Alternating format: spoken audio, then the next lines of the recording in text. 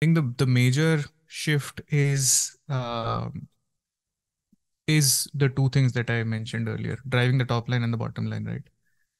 And there are ways that you can, for Amazon, for example, it'll be primarily driving the top line on the consumer facing side, where they have invested heavily on recommendation systems, on trying to present the right kind of relevant search results because they have such a huge data set, right?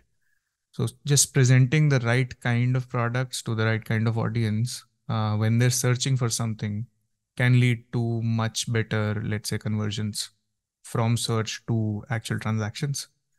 So they would track that as a metric and try to optimize that.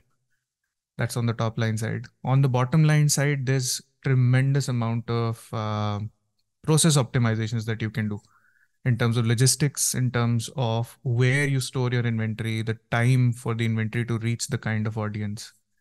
Today, Amazon is in a state where they're preemptively shipping inventory down to where they are assuming the demand is going to come from, and they have such rich data that and such a good culture around data science that they're able to very almost accurately predict where, let's say, where would what's the distribution of OnePlus's new phone buyers come from.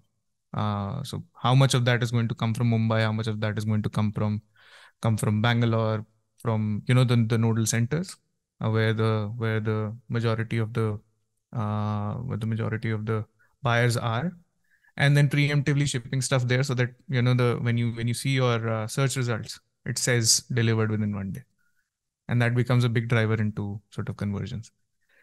So we just talked about two things. One was lowering your time of inventory, just in time inventory for when you are getting stuff. So when this is the kind of inventory that I have and this is the lead time that I'm giving, you can plan that inventory very quickly to be just in time, so you have minimum amount of time in the warehouse, which reduces your costs. And then, of course, if you're shipping it directly to the place that it's most likely to get bought, you are also converting much better. So yeah, these are the kind of top two top line and bottom line benefits that I'm able to think of from an Amazon standpoint. From a Netflix standpoint, I think since it's mostly digital, logistics doesn't play as big of a part. They have very strong tech, of course, on the full stack side, where Powerweave does work as well. We're able to build systems that deliver the right kind of content to the right kind of people. But beyond that, I think the major data science investments that Netflix would be making would be recommendation systems.